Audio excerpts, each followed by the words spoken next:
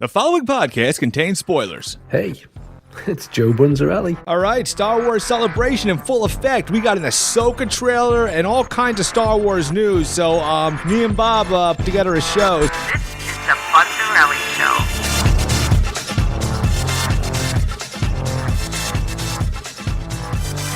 This trailer, the show has a different look to it than all the other ones. And it looks awesome.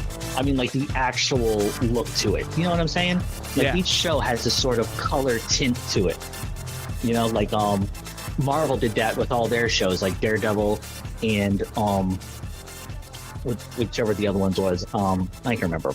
Like but all each those one Netflix had ones a different and WandaVision. That's your all the Netflix ones. Yeah. It was the four that they connected all of them together. Yes. Well, each one of them had like a different color filter on it, and each show you'd watch it was like you know you didn't notice it when you were just watching the show, but then they had the one season where they were all together, and each time it'd go to a different character, like that filter would be put on. So it's kind of ridiculous how they did it. Oh, they overdid it. You're saying?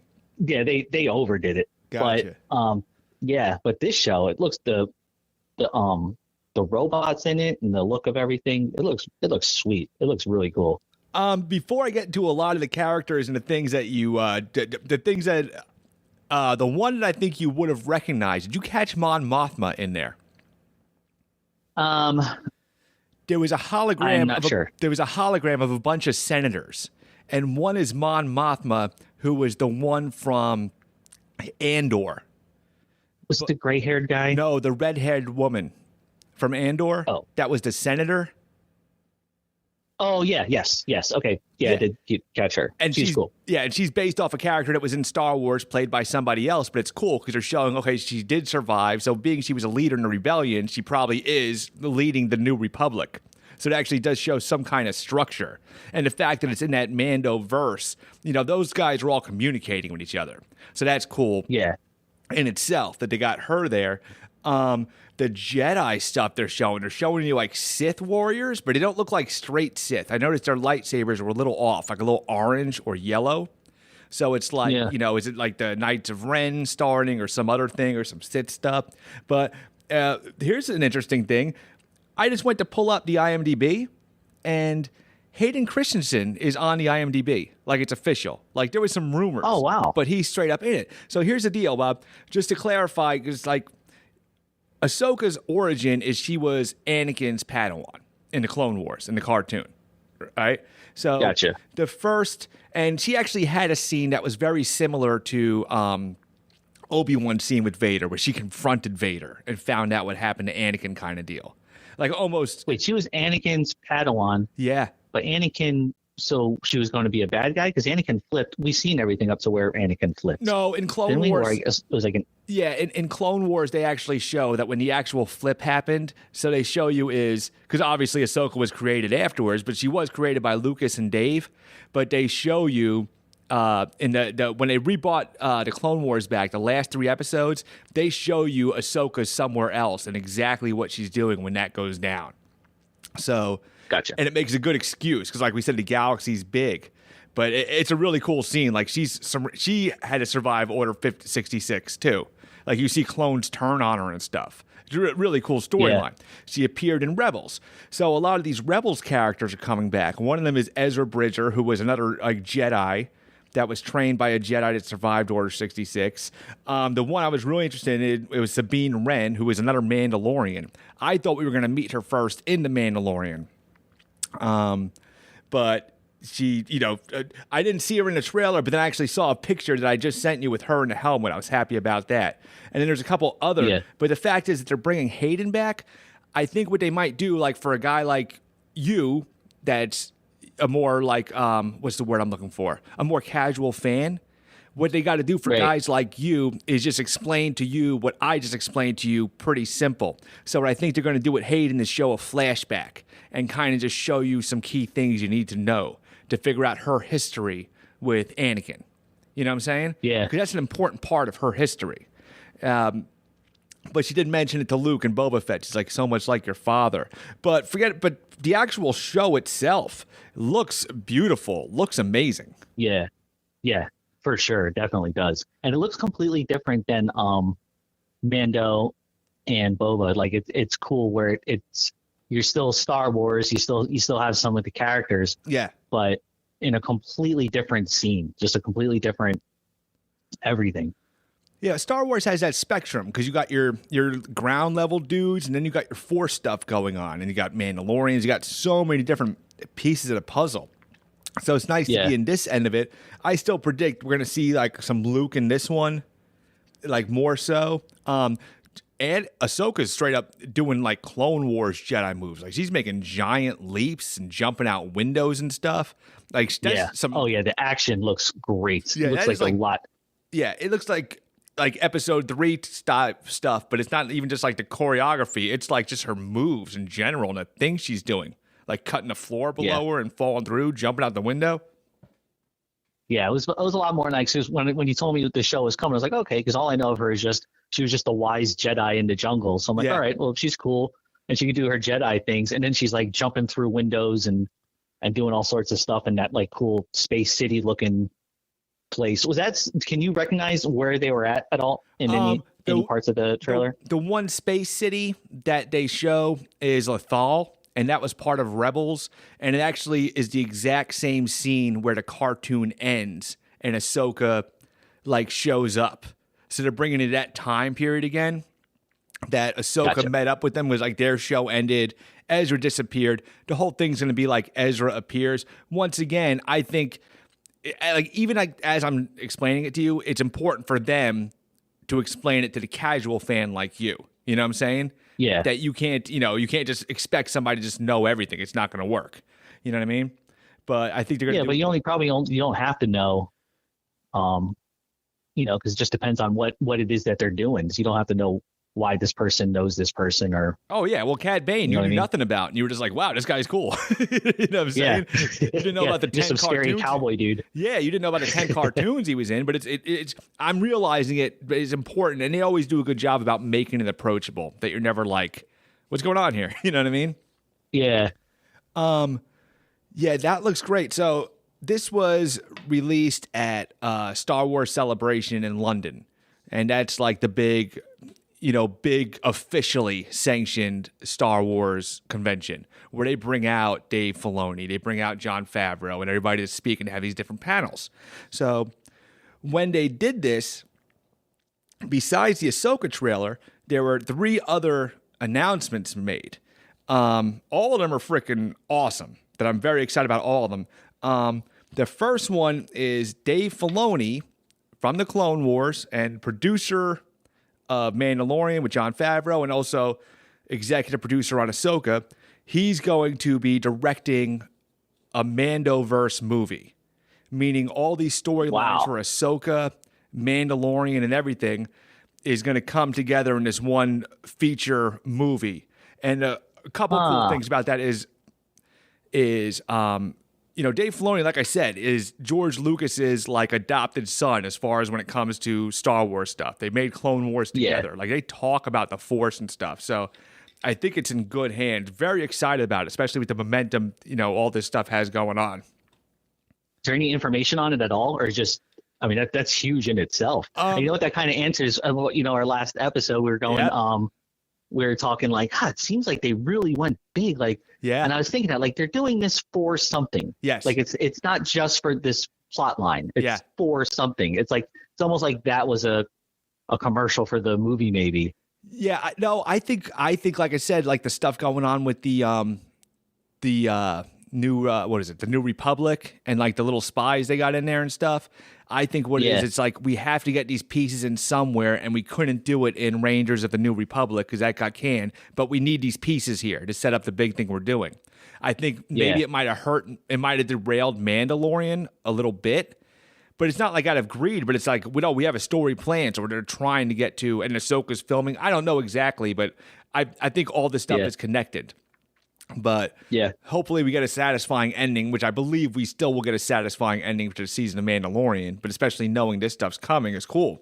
But yeah, I wrote that in my notes too. It goes back to the conversation we were having yesterday. Like everything got a little off track for some reason. You know what I mean? I think it was a pivot to stay on track actually with these plans. Yeah, no, that makes sense. All right, so they're making another movie that's going to be about, it's set like, I think it's like 2,000 years before any of the films, and it's going to be about the dawn of the Jedi, like the first actual Jedi that discovers the Force. Okay. Now, here's the cool thing about it too: is the director that they got tied to it. And I'm not a big fan of just getting excited about a director, but this one I am, because I will tell you, it's one of my favorites that I've done 2 shows on. But it's James Mangold, the director of Logan. Okay. Now, here's the reason why I like that. Because, like, the guy that did Andor, the director of Andor was like, okay, I'm going to do Andor, but I'm doing it my way. And I want to be left alone. And we got Andor. And I got a feeling James Mangold was like that with Logan. Because he was like, look, I'm making this cool Logan movie. I'm not going to take all that X-Men baggage with me. And we got a masterpiece. Like, I've done 2 shows on Logan. You know what I'm saying? So it's like, that's what I'm excited about. We could do like a third one on it. Oh, I was going to confess, Bob. I'm ready for a third. I'm ready for a third Logan. I'm at that point. Like, I could watch it. Any excuse to watch it again. Yeah. But he's if he takes that approach that he took with Logan, and we just like, but especially because it's 2,000 years before, you're not tied to anything. You got no baggage. You got nothing to ruin. Like, you're free. You're free. You do whatever you want. You make whatever kind of ships you want. You can lead into what you want. You can not lead into. Yeah, that one's really cool. That one, interesting. And then the final part that was a big surprise is they're making a movie called New Jedi Order, and it's supposed to be 15 years after The Last Jedi, and they're bringing Rey back. Okay? Ooh. Now, I like that. Now, some people are saying, oh, pass, because they got bad taste about the trilogy. But I will tell you this. When Force Awakens... I like that trilogy. Yeah, I like the trilogy, too. We make jokes about Luke and different things. But my whole thing was when Force Awakens first started, like, I fell in love with Rey, like, as a character. Like, her charisma. For sure. Same. She smiled, you smile with her struggle, her look, and everything.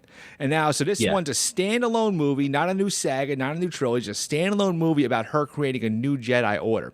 And I think it's important because you're like saying, like, once again, it's like, well, we made it, we got to roll with it. And they're doing that. But that one I'm pretty excited about. Was this you said standalone movie, right? Yes, standalone movie. It's standalone. All 3 of these are movies, like, that'll be in theater, which is also cool because Star Wars hasn't been in the movies since The Last Jedi. So everybody's like, are we doing movies anymore? Like, you know, that was the fan consensus. Like, well, these TV shows are cool, but I like seeing spaceships on a big screen. Yeah.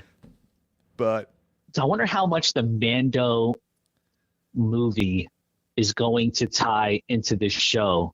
Because if it's going to be a movie, it should be full-on standalone. You know what I mean? Yeah. It shouldn't just be like a sequel to the show. I'm curious how much. I mean, you have to obviously tie into it, but like, okay, let me ask you this: do you know the well, they didn't. You said they didn't say anything else, but I wonder what the time is going to be, the time frame, like you know, the Mando movie, like what era? Yeah. No, the Mando movie is going to be like based on these TV shows going on. It's going to be Ahsoka, but it's that Mando verse. Yeah, no, it's going to be Ahsoka, Mando. Better be some Boba Fett, or I'm making T-shirts. Hashtag bring Boba back. But and whatever other projects. Big blue guy from the bar that we're waiting to meet some more. That's another thing. Zeb. He's one of the rebels. Big expensive special effect. We might not see too much of him in Ahsoka, but we might see him through the whole movie. And, you know, they might be like, let's introduce him. You know, he's there, but we'll bring him in. And but I'm very, very, and I got a feeling if it's a full movie and it's big budget, you got Dave Filoni. That's where you're gonna get your CGI. They can make a new movie with CGI Luke. We get a cool Luke Skywalker movie again. That Mark Hamill's doing his thing, helping out. You know what I mean? And he gets to be a cool Luke again. I'm sure they're going to do, you know, that's where they'll do their Han Solo and Princess Leia maybe, and just kind of tie everything together. Like the sequels, prequels, Mandoverse. It's really cool to really just kind of tighten up all these stories. Yeah.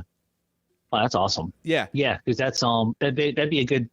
You bring him and you have the Chewbacca guy from Boba. Oh, Black Chrysanthemum or Chrysanthemum. Yeah. Yeah. Chrysanthemum. Oh yeah, that whole crew. That'd be great. Yeah, I mean, especially you got and an hour and a half movie, or maybe a movie that big, you go 3. I don't know, but you're bringing all those things together. But that would, could you imagine that? Could you imagine seeing the way it looks now on the budget they got? Could you imagine seeing that in a theater? How amazing that would look. Oh, that would be nice. And I tell you what, I want to see in the theater. I'm gonna. My theater isn't bad, but I've had a few bad theater experiences to where I'm like, I almost like watching them better at home because I got big TV, got nice sound system. Yeah. I wonder if they're gonna have it. I bet it's the deal where it goes to the theaters, but not Disney right away, but as soon as it's out of theaters, it'll hit Disney type deal. You know what I mean? Because they have to just put it in the theaters for it to work, or else nobody will go see it. They'll see it at home. My experience, now, if you're talking about theaters, like people talking during them and stuff, my experience has always been like when it's a big pole kind of movie like that, and there's like fans in there that are taking that thing seriously. Like it's like that's true. It's an engaged, like nobody's gonna make noise in a packed theater full of nerds. You know what I'm saying? It's somebody will get hurt in there. That's a good point. No, I saw Spider-Man, but I saw it for like the 4th time in theaters. I'm talking about the first Tobey Maguire Spider-Man, and it was so funny. Yeah. It was so funny. Like the guy was on the phone, and the theater was almost not too packed. It was like an afternoon. But the guy picked up the phone, and he's talking, and he goes, so I'm waiting for him to do the thing where he gets up and starts walking out of the theater while he's talking. And he didn't. Yeah. And I'm like, all right. And then the guy behind him just straight up kicks his chair. And then he gets up and walks out of the theater. Like, bro. Nice. Yeah, take the phone outside. But they're not going to, like Avengers Endgame, dude. I went opening day, and it was like, you could hear a pin drop once the last trailer came. So I'm not too afraid of that stuff. Yeah, there's bad experiences, but most of the part are good ones. But just to see us, a spaceship, see it on it, that kind of stuff you have, like Jurassic Park, any Marvel movie, any Star Wars movie, you have to see in the theater for sure, because when the lettering comes up on the screen, and does the intro. Like you need to be there for it to be bigger than you and going over you. That's an experience. And then the big ships, that first big triangle one that always that comes in. Yeah, that's for sure. Do you remember when we were kids and we went and saw The Phantom Menace? Like I came home from work and I was like, all right, we're going. I grabbed you and our other brother and we just like took off. And we're in that theater. Yeah, I don't. Oh yeah, we saw Phantom Menace opening day and like that crawl showed up. And was like, it was like magic. Yes, I do remember that. Episode 1. That was. Like, that's right. Like that magic. Yeah, because we never seen the other ones. Yeah, we never seen one of those in the theaters. Yeah. So for us, that was massive because we were such huge fans of it. So to see it on the theater. Yeah. Yeah. A lot of exciting news. Got good things coming for TV and movies. So I'm excited for it. Bob, always great having you here. Hey, buddy. And we'll see you guys.